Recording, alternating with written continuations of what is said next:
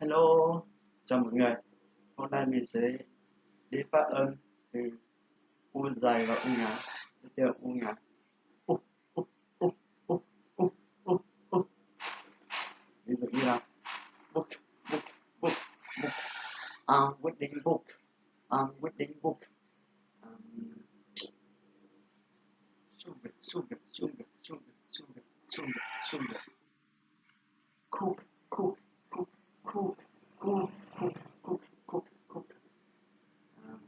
Water, water, water, water, wood, wood, wood, wood, wood, wood, wood, wood, wood,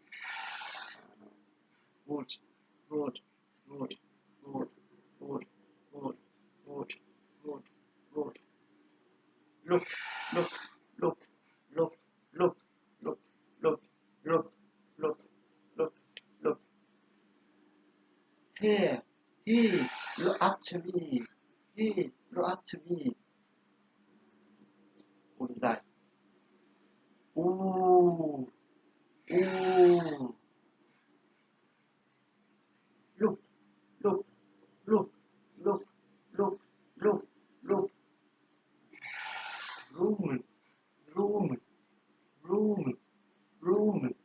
Bed, room, bed, room, bed, room.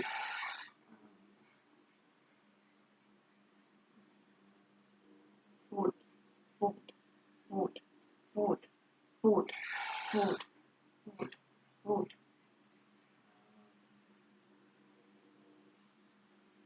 Moon, moon, moon, moon, moon, moon. Choose, choose, choose, choose, choose, choose. You choose, you choose. Pull, pull, pull, pull, pull, pull. Mình chỉ làm một số ví dụ như thế thôi. Bye bye.